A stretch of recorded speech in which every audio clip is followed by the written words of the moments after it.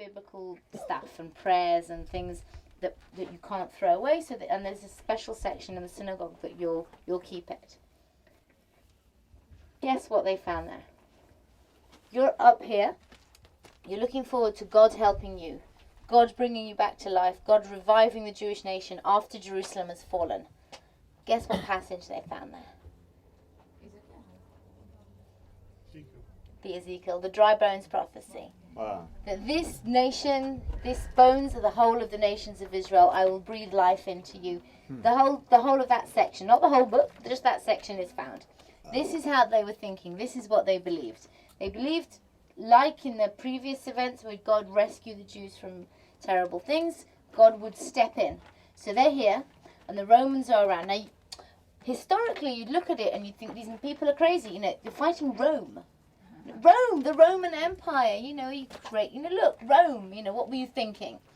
What were you thinking is Ezekiel, the dry bones prophecy? That's what they were thinking. It's happened before, it can clearly happen again. Now, you are very good at reading, but unfortunately this reading goes with dressing up and looking really silly. But you read so nicely. Now, we are at the top of the hill. Now, when I say what were they thinking, we're Jews, they're Rome for goodness sake. If we'd have gone back. No. Oh, I don't want that in my picture. If we'd have gone back 2,000 years, we'd have been here at the top of the hill. Jews would have been dressed like this.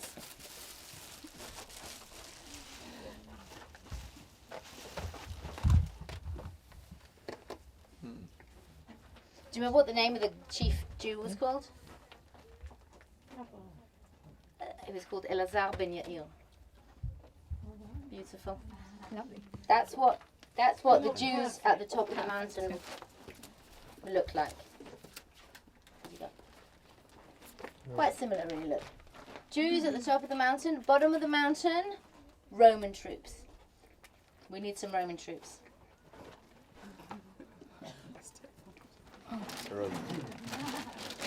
But there's more Roman troops than Jews, so we need a few more. Can the Roman troops not put their back to the camera? You got your breastplates. Come on. Sorry to put it on.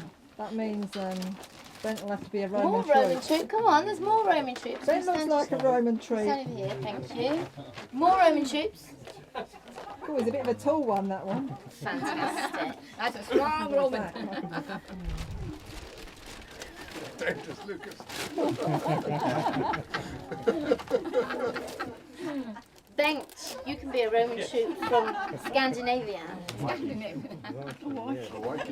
Okay, so we have one Jew dressed in rags. I mean, pretty ones, but rags nonetheless.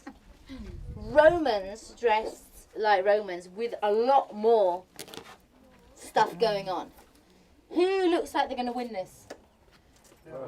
Romans. Now this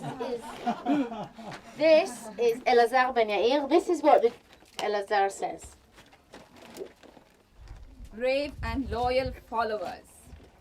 Long ago, we resolved to serve neither the Romans nor any one other than God himself, who alone is the true and just Lord of mankind. The time has now come that bids us prove our determination by our deeds. At such a time, we must not disgrace ourselves. Hitherto, we have never submitted to slavery, even when it brought no danger with it. We must not choose slavery now, and with its penalties, that will mean the end of everything if we fall alive into the hands of the Romans. God has given us this privilege that we can die nobly as free men. In our case, it is evident that daybreak will break our resistance, but we are free to choose an honorable death with our loved ones. Let our wives die unabused, our children without the knowledge of slavery. After that, let us do each other an ungrudging kindness, preserving our freedom. But first, let our possessions and the whole fortress go up in flames. It will be a bitter blow for the Romans to find our persons beyond their reach, with nothing left for them to loot.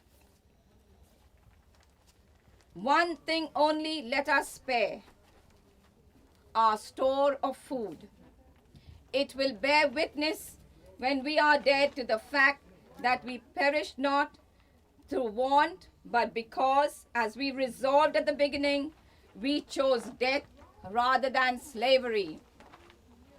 Come, while our hands are free and can hold a sword, let them do a noble service.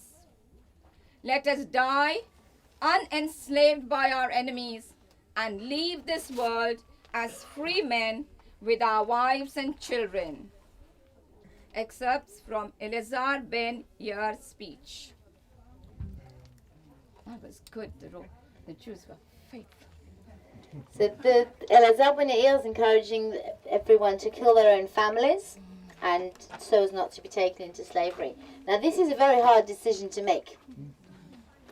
I once had here a group of a black community from somewhere in America, and as part of their narrative they'd been brought up on how terrible it was to really be a slave, and they had part of their narrative of, would you maybe kill your own children so that they wouldn't be slaves? Would you have an abortion so that you wouldn't give birth to a child who would be a slave, and how terrible it was to try and avoid it at all costs? Would you really kill your old children? Would you really kill your wife? Would you really do that? Some people say they'd rather go down in a blaze of glory. Some people say that as long as you live, life's the most important thing. As long as you stay alive, that's the most important thing. I'm not here to make this decision. I don't know. We, as Jews, we're obviously descended not from these people, because they had no descendants, because they died. We're descended from the ones who chose life, or the ones who went into exile, but certainly not from these ones. Now, looking at these, can we have a big show of strength here? Now, 2,000 years ago, you'd be looking at the Roman army, looking at the Jews, and you said, okay, in 2,000 years' time, who's stronger? Who's going to still be around? You'd say the Romans, wouldn't you? You would. However, we are here, the Jews. We survived with and the Lord. This goes on our against side. all the sensible explanations you could find, any sensible rules of how you might survive. The Jews survived because, like we said the other day, not by strength and not by power, but By by... my spirit, says the Lord. So this is how we survive, because for 2,000 years, Jews certainly never had any of this kind of power. Now we have. This is the kind of power we had, the spirit, and this is what has survived for Praise so the long. Baruch Hashem. Baruch Hashem. But just before you go, someone asked me before about the bodies, about where are the bodies. They found, in the excavations, they found a surprisingly small number of bodies. They found, this is a girl's plait that they found. And they found it actually down there at the bottom in the palace, which is not where you'd expect really to find this.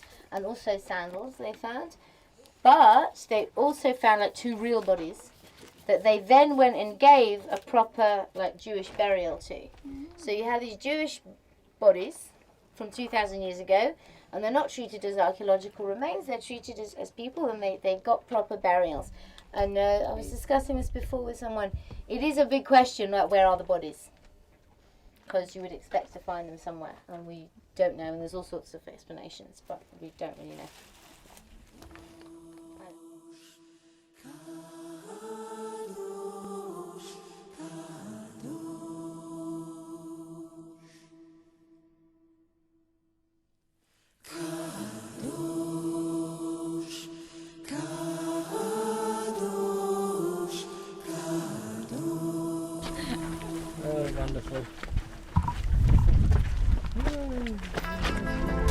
Baruch Hashem, Baruch Hashem. Not by power, not by might, but by my spirit, says the Lord.